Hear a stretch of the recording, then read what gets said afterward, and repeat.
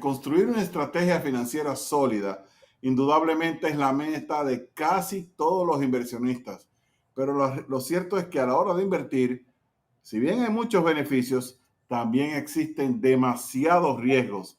Es por eso que usted a veces tiene que informarse, capacitarse y llevarse de la mano de alguien que sepa para usted poder desarrollar las estrategias claves para poder invertir con seguridad y que a la misma vez le permita maximizar sus rendimientos. Ella es economista, asesora financiera, coach de dinero, todo eso. Natalia, bienvenida. Muchas gracias, Fernando. ¿Cuáles son los factores que consideras más importantes al momento de evaluar quizás la seguridad de una inversión? Bueno, Fernando, muchas gracias por esa pregunta y tú lo dijiste al inicio. Vamos a hablar de construcción de un futuro financiero sólido. Muchas veces cuando vamos a empezar el tema de inversiones, ahí va mi primer punto, es no tenemos claro ese para qué. ¿Qué es lo que quiero lograr? Y aquí lo vamos a hablar muy enfocado en el tema de seguridad financiera futuro, llamémoslo también retiro, que debería ser ese principal meta y objetivo de cualquier inversionista. Todos queremos alcanzar libertad financiera. Todos queremos llegar al momento en que podamos destinar nuestro tiempo como queramos. Y ya sea para trabajar o para hacer ocio o lo que queramos, necesitamos tener ese futuro financieramente. Lo que pasa es que a veces, cuando hablamos de inversiones, no está claro ese para qué. Entonces, si vamos a hablar de seguridad de inversión, yo pienso que cuando uno tiene claro ese para qué, que te va a dar ese horizonte temporal además, te va a decir cuánto tiempo tú tienes para construir eso, pues ahí vamos a poder encontrar los productos, los vehículos, los medios adecuados. Pero si vamos a hablar de seguridad, ya que me hiciste la pregunta tan específica con el tema de seguridad de inversión, muchas veces no nos detenemos a pensar, sobre todo pasa mucho en Latinoamérica, no sé qué tanto pasa en Estados Unidos, seguramente me vas a decir que sí, y es que el tema de seguridad no lo hemos englobado en un tema de jurisdicción. ¿Qué me protege? ¿Qué leyes me cobijan? ¿Dónde está puesta mi seguridad? ¿Cómo puedo yo empezar definitivamente a considerar factores claves a la hora de poner a rendir mi capital? No sé cómo sea en Estados Unidos y tú me vas a confirmar, Fernando, pero en Latinoamérica en general el tema de inversión es como alejado. Es como, sería como un sueño de pocos o piensa la gente que se requiere o mucho capital o mucho conocimiento y la verdad es que es una necesidad y no es un lujo. Claro, mira, para responder a tu pregunta, yo te quiero decir que hasta hace pocos años la percepción aquí en Estados Unidos era eso, o sea que para tener inversiones, para tener dinero en la bolsa de valores, solamente las personas pudientes, las multimillonarios, y hasta cierto punto era así, pero gracias a la tecnología de la Internet, primero en las computadoras y luego en las aplicaciones móviles, sí ha abierto la posibilidad de que personas comunes y corrientes, que quizás sean clase media hasta media baja, se metan en la bolsa de valores porque la facilidad de usted sacar de su banco 50, $100 y comprar pedacitos de acciones ha motivado a que cada vez más las personas tengan presencia en el mundo de las inversiones. Pero te quiero decir que, no tengo la cifra exacta, pero te quiero decir que hasta unos 5 o 10 años era un fenómeno totalmente diferente. Pero bueno, ¿cómo yo, que estoy empezando en esto, puedo identificar esas oportunidades que a la misma vez me ofrezcan seguridad y rendimiento a la misma vez? Listo, entonces me has hablado de algo importante y me pusiste un ejemplo muy bueno que es el tema de la democratización de la inversión. Tú lo has dicho, hoy en día existen plataformas muy fáciles de acceder, pero también existen medios que son expertos para invertir en bolsas de valores cuando la persona no se siente con seguridad para hacerlo, que desde muy bajos montos se pueden ingresar. Entonces, ese primer concepto que quiero abordar aquí es me clasifico como una inversora activo o un inversor pasivo. Y la pregunta clave aquí es, ¿cuánto tiempo yo le quiero destinar a manejar mis inversiones? Yo no sé, Fernando, si a ti te pasa, pero es común que nosotros estemos propensos a tercerizar todos los buenos servicios. La educación de los hijos, el cuidado de la casa, hasta lavar el carro, pero cuando se trata de inversiones, a veces queremos hacerlo todo, es hazlo tú mismo. Entonces, aquí voy a este tema y es, Si tú tienes el tiempo, porque como cualquier profesión, vas a tener una estrategia, vas a tener, si buscas un acompañamiento, te vas a educar, porque no es simplemente el hecho de, como tú decías, voy a comprar unos pedacitos, sí, por ahí se empieza, pero es bueno empezar a tener una estrategia más si estamos hablando de largo plazo. Entonces, identifiquémonos. Soy un inversor activo que le voy a dedicar tiempo, aprendizaje, conocimiento para tomar decisiones, o soy un inversor pasivo que quiero participar en los mercados financieros y quiero apalancarme también de fondos de inversión, quiero apalancarme de expertos, quiero conocer estrategias que otras personas dominen. Las dos formas son válidas. Pero entonces, para responder a tu pregunta, listo, ya me identifico como alguno de los dos. Ese miedo que me decías hace unos 5 años, mira que acá en Latinoamérica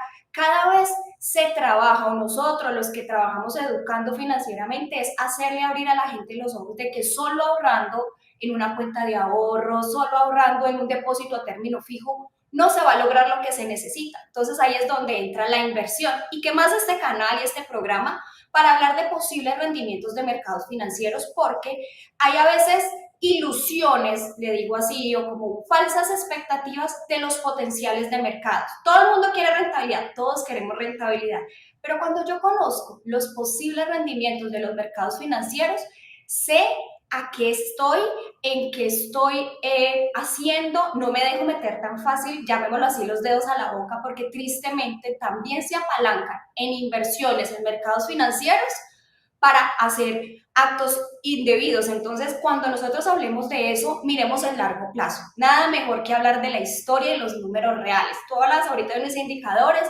cómo había cerrado el Nasdaq, cómo había cerrado el S&P 500, y hablemos del S&P 500, por ejemplo. Si yo cojo un horizonte temporal hacia atrás, no de un día, cojamos años, 30, 40 años, nos damos cuenta que el rendimiento promedio anual podemos estar hablando de un 10, 12, 11% en una cifra de 40 años. Es más, si yo mirara los últimos 42 años de este indicador, solo 11 veces estuvo negativo, 32 años estuvo positivo. Entonces, ¿a qué le estamos apostando aquí? ¿A qué potencial, cuando hablamos de rendimientos, tengo y a qué tipo de inversiones yo estoy dispuesto a estar en el tiempo y la volatilidad que eso requiere para estar tranquilo y dormir tranquilo? Yo digo algo, Fernando, lo más importante en una inversión es que uno pueda estar tranquilo y dormir tranquilo, que uno conozca los riesgos, que uno conozca su perfil de riesgo y que uno vaya seguro a construir ese futuro sólido financiero.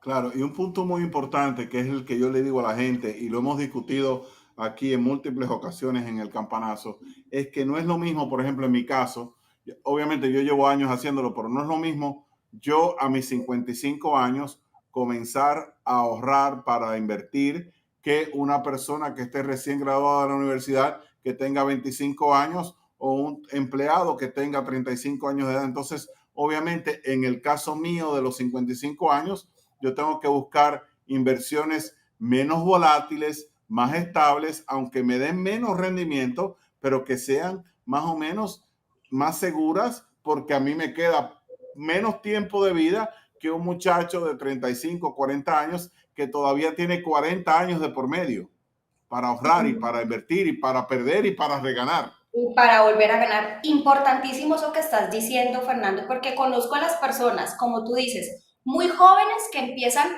demasiado conservadoras. Y yo digo, si tienes 20 años, si tienes tiempo, no te dé miedo experimentar volatilidad, porque ojo, volatilidad no significa que vas a perder tu capital.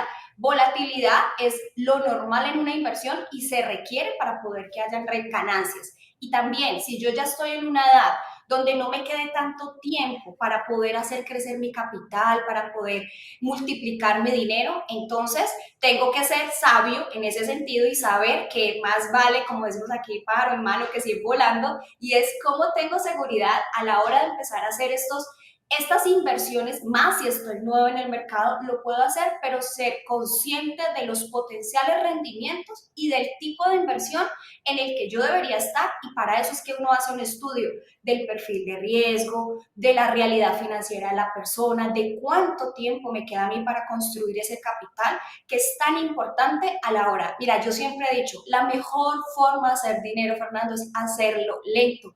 Y a veces en el afán es donde se presentan los temas que yo puedo con poco tiempo creer que porque estoy en un mercado de alta volatilidad voy a tener muchas ganancias. Y de pronto lo que no tengo es eso que tú dices, el tiempo para volver a crecer, ver volatilidades y volverme a recuperar. Importantísimo eso que estás diciendo. Y lo voy a ligar con algo, otro concepto ahí que podemos estar enlazando y es protección de capital. Oigan, cuando yo voy a invertir, porque todos los mercados financieros se pueden entrar de muchas formas, tengo que mirar qué garantías, tengo que mirar si hay custodios, tengo que ver cuál es la protección asegurada de mi capital. Y volviendo al tema de la jurisdicción, que me parece importante, sobre todo para nuestros países latinoamericanos, que nuestros niveles de calificación de riesgo son por lo general bajos. No hay una seguridad, por lo general son notas de especulación. Entonces, cuando yo miro eso desde un país latinoamericano, busco jurisdicciones más seguras. Estados Unidos, por ejemplo, es una jurisdicción mejor calificada. Reino Unido es una jurisdicción mejor calificada. Entonces, ahí también es una buena clave para construcción de capital en el mediano y largo plazo. Te iba a preguntar, obviamente viéndolo desde afuera, pero en tu opinión, ¿cómo están evolucionando los mercados? O sea, hablando específicamente del S&P 500, tuvimos un primer trimestre excelente, que hasta descorchamos champaña aquí en el campanazo, pero el mes de abril fue como cuando tú caminas con una piedra en los zapatos, y en mayo estamos más o menos. Según van evolucionando los mercados, ¿cuáles piensas tú son los sectores o las tendencias que ves con mayor potencial, sobre todo para la gente que quiere comenzar a invertir ahora? Entonces, buena pregunta y sobre todo me mencionaste un índice del que todo el mundo habla, el S&P 500. Ante esas volatilidades, tuvimos un primer trimestre, es más, vámonos un poquito más atrás, 2023, un S&P 500 al 24%, magnífico. Pero entonces, cuando empezamos a mirar que hay volatilidad, la pregunta del millón es cuál es tu estrategia y cuál es tu horizonte temporal. Porque si yo tengo mi horizonte temporal fijado que a mí me falta un buen tiempo y yo veo eso, yo no veo riesgos, yo veo oportunidades. Es como cuando entras a un mercado o a tu tienda favorita de ropa y están descuentos y entonces es como lo que te pasó con la gasolina. Un día vas a tu gasolinera y resulta que bajaron los precios. ¿Tú qué haces? Tanqueas. Pasa lo mismo con las inversiones si yo tengo claro cuál es mi horizonte. Entonces, para este tema de qué tendencias, entonces ahí estamos hablando de uno en específico que es muy tecnológico, las 500 empresas de mayor capitalización bursátil, pero también existen portafolios o también existen tendencias que hoy en día, y no son muy diferentes a lo que pasa en los grandes índices como lo puede ser el Nasdaq, el S&P 500, están teniendo buenos rendimientos. Hay sectores tecnológicos y voy a comparar con un año entero como el S&P 500 ya que lo tenemos tan presente. Mientras el S&P 500 daba el 24%, habían sectores en tecnología que estaban haciendo un 40-43%. Entonces, ¿cuál es la diferencia allí? Hay sectores, Fernando, que se benefician de los grandes tecnológicos, llamémoslo así. Por ejemplo, inteligencia artificial o Meta saca sus gafas de realidad virtual. ¿Y qué sectores se benefician? Aquellos que hacen microcomponentes, aquellos que hacen microchips, un sector de comercio electrónico que empieza a crecer también. Entonces empezamos a ver tendencias que se van beneficiando, pero siempre digo, atención, ¿cuánto tiempo y cuál es mi estrategia y cuál es mi horizonte temporal? Entonces, si tú me preguntaras, ¿qué sectores? Claro, está el de tecnología, está el de comercio electrónico, hay sectores que se mueven con tendencias globales y el clásico y típico, porque todo el mundo cuando llega a una asesoría de inversiones tiene en mente el S&P 500 y digo, listo, ten en cuenta que es muy tecnológico y ten en cuenta que en tu estrategia de inversión tiene que haber como un balance entre aquellos de buena volatilidad y buen crecimiento, pero también tienes que tener algún balance, como tú decías ahora, va a depender mucho de tu edad, va a depender mucho de tus objetivos, el tiempo que tengas para multiplicar.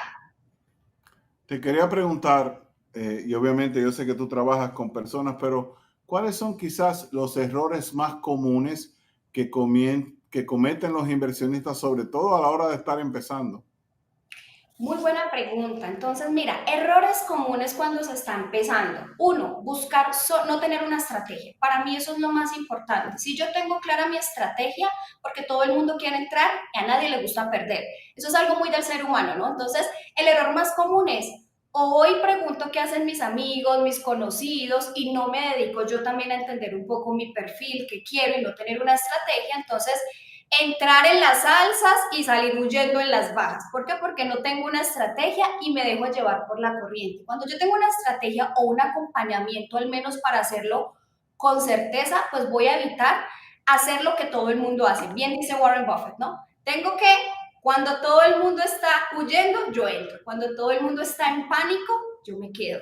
¿Por qué? Porque hay una estrategia. Otro error común es no entender los potenciales de rentabilidad de un mercado. Entonces, si yo entro a un mercado de acciones, si yo entro a un mercado de bonos, de un mercado de ETFs, y yo no entiendo cuáles son los posibles riesgos y oportunidades que tengo allí, me los puedo estar perdiendo en el corto plazo o incluso en el largo plazo. O quiero buscar solo criptomonedas porque es lo que más volátil está, pero resulta que tengo un objetivo para dentro de 2 años. Entonces, errores comunes: no tener claro mi nivel de riesgo, no tener claro mi horizonte temporal y querer seguir la corriente, estar simplemente. A veces pasa que hay fraudes a través de mercados financieros que pueden ser muy buenos a largo plazo, pero que se apalancan a veces tristemente. Algunos fraudes que se dan mucho en Latinoamérica, apalancado en mercados variables prometiendo rentabilidades fijas. Yo siempre le digo a las personas, huyan cuando ustedes les digan que les van a prometer una rentabilidad fija a 2, 3 cifras en pocos meses, apalancados en mercados financieros variables. No tiene razón de ser y ese es uno de los grandes errores que también se cometen.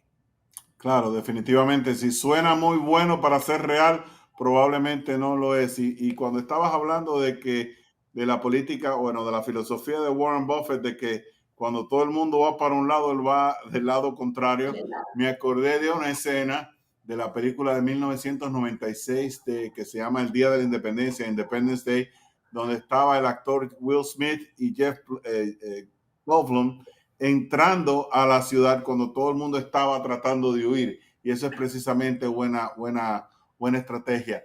Para finalizar, vamos a hablar de una cosa que yo sé que es muy interesada para ti. El desafío de la ruta financiera. Cuéntame.